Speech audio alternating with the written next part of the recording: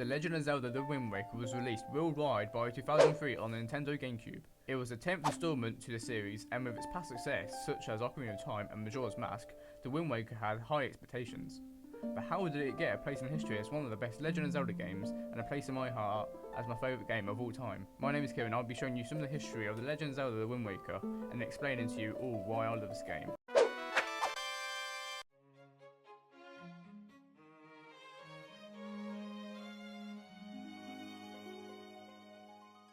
The Legend of Zelda The Wind Waker was released worldwide by 2003 on the Nintendo GameCube. When it was first released, it was very controversial for its cel-shaded cartoony graphics, as a lot of fans complained that it was too childish for a Zelda game and took away from the seriousness. As time went on, fans grew to love The Wind Waker and its style of graphics, because in 2013, a HD remake of the game was released on the Nintendo Wii U with gorgeous graphics and new and improved features such as the Swift Sail that allow Link to sail the Great Sea without having to change the direction of the wind every goddamn 10 seconds. And the sail speed was doubled, which allowed Link to get from one side of the map to the other in twice the speed. They also shortened the Triforce map crest and added the Tingle Bottle and improved Picto Box. The Wind Waker was my first Zelda game which I ever played, and because I played at such a young age, it's always been with me throughout my life. Just thinking about the game makes me feel nostalgic. When I think back to my childhood, the first thing that comes to mind is sitting down in the mornings playing The Wind Waker, not knowing what to do. Which blew my mind as a kid was sailing in the King of Red Lions as far as I could with the most beautiful music in the background playing.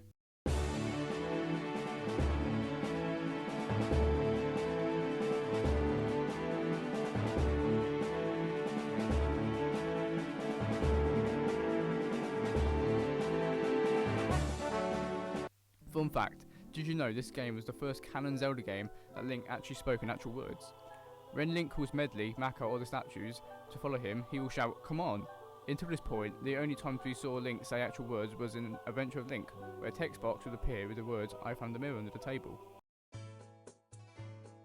Another reason why I love The Wind Waker is because of the cel-shaded graphics. I did speak about this before, so let me be brief to you all about it. The original game graphics hold up to this day. Nintendo still gave us a HD remake 3 years before Twilight Princess got one, which is weird because Twilight Princess came after The Wind Waker, and its graphics still don't hold up to this day. Maybe Nintendo taking a risk to do cel-shaded graphics for Wind Waker paid off, as it's memorable and holds up to this day. Okay, moving on from the graphics now. A major strength that Wind Waker has going for it is the characters. Because the style they are made to look in makes them look, let's be honest, adorable, it makes you want to protect the residents of Outset Island from the monsters at night, or save the captured children of Forsaken Fortress. For example, one of my favourite characters to come from this game is Medley. She's a young Rita and becomes a Sage of Earth. What makes her a loved character to me is how kind and caring she is to the other characters, and how useful she is to Link in the Earth Temple, unlike someone, a cough cough, Princess Ruto. Let's move on to the most important feature to any Zelda game, and that's the dungeons. And honestly, the dungeons in this game are kinda disappointing. There are only 6 dungeons, not including Ganon's Tower, and 3 mini dungeons. The dungeons are easy compared to the ones from Majora's Mask, but The Wind Waker is a great starting game to ease your way into the Zelda franchise. Fun fact, did you know there are stained glass windows of all the sages from Ocarina of Time in the Master Sword Chamber? This includes Rauru, Saria, Dorani, Princess Ruto, Impa, and Nabooru. I really butchered every name there, I'm sorry. My last point on why I love The Wind Waker is the sea exploration. There is hands down no other Zelda game that makes you feel like you can really explore anywhere you like, as well as The Wind Waker does, except Zelda Wii U, which looks really freaking good. Surely Zelda being an adventure game should want their players to be able to travel wherever they want.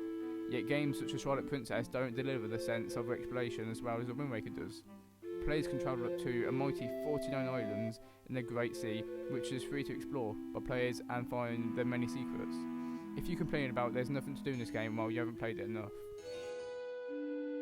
Hey everyone, that was 5 points on why I personally love The Legend of Zelda The Wind Waker. If you did enjoy this style of video, I'd really appreciate you pressing the like button and commenting what you thought of this video. I spent ages making sure this video was the best it could be for you, so I hope you liked it. But if you do want to see more of these videos, feel free to click that like button, subscribe for more. Remember, guys, stay beautiful, and I'll see you in the next video.